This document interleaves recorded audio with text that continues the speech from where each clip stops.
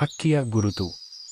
ಹಿউಸವಳ್ಳಿ ಎನ್ನುವ ಒಂದು ಪುಟ್ಟ ಹಕ್ಕಿ ತನ್ನ ಸಾಕುಪ್ರಾಣಿಗಳ ಜೊತೆ ಕಾಡಿನಲ್ಲಿ ನಡೆಯುತ್ತಿದ್ದಿತು. ಅವಳಿಗೆ ಒಂದು ಸಣ್ಣ ಕನಸು, ಪ್ರಪಂಚದ ಅತ್ಯಂತ ಸುಂದರ ಹಕ್ಕಿಯಾಗಲು.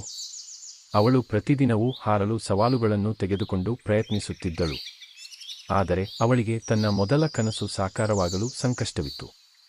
ಅವಳು ಇನ್ನೂ ಸಂಪೂರ್ಣವಾಗಿ ಹಾರಲು ಕಲಿಯಲು. ಒಂದು ದಿನ ಹೊಸವಳ್ಳಿ ತನ್ನ ಕನಸುಗಳನ್ನು ಹಂಚಲು ಜ್ಞಾನಿವ ಹಕ್ಕಿಯ ಹತ್ತಿರ ಕಲಿಯಲು ಹೋಗಿದಳು. ಗುರುವೇ, ನನಗೆ ಸಹಾಯ ಮಾಡಿ, ನಾನು ಹಾರಲು ಹೇಗೆ ಕಲಿಯುತ್ತೇನೆ ಎಂದು ಅವಳು ಕೇಳಿದಳು. ಜ್ಞಾನಿವ ಹಕ್ಕಿ ಅವಳನ್ನು ಅವಿಭಾಜಿತವಾಗಿ ನೋಡಿದನು ಮತ್ತು ಅವಳಿಗೆ ಹೇಳಿದನು, ನೀವು ಹೊರಗಿನ ಲೋಕವನ್ನು ನೋಡಲು ಮುಂಚೆ ನಿಮ್ಮೊಳಗಿನ ಶಕ್ತಿಯನ್ನು ಅರಿತುಕೊಳ್ಳಬೇಕು. ಆದರೆ ಹೊಸವಳ್ಳಿ ಮೊದಲ ಪ್ರಯತ್ನದಲ್ಲೇ ಹಾರಲು ಸಾಧ್ಯವಾಗುತ್ತಿರಲಿಲ್ಲ. ಅವಳ ರುಚಿಯನ್ನು ಪಡೆಯಲು ಅವಳು ಕಾಲಜ್ಞಾನ, ಪರಿಶ್ರಮ ಮತ್ತು ಆತ್ಮವಿಶ್ವಾಸವನ್ನು ತರಬೇಕಾಯಿತು.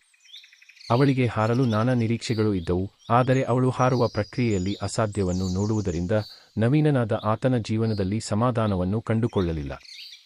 ಒಂದು ದಿನ ಹೊಸವಳ್ಳಿ ತನ್ನ ಹಾರಲು ಕಲಿತ ಎಲ್ಲಾ ಪ್ರಯತ್ನಗಳನ್ನು ಸ್ಮರಿಸಿದಳು. ಆ ಸಮಯದಲ್ಲಿ ಅವಳು ಹಾರಲು ಮಿತಿಯಿಲ್ಲದೆ ಪ್ರಯತ್ನಿಸುತ್ತಿದ್ದಳು. ನಾನು ಎಷ್ಟು ಹಾರುತ್ತೇನೆ, ನನ್ನ ಹಕ್ಕಿಗೆ ಹಾರುವ ಕಲಿಕೆಯ ಮೇಲೆ ಕನಸು ನನಸು ಆಗುತ್ತದೆ ಎಂದು ಅವಳಿಗೆ ಬಯಸಿದಿತು.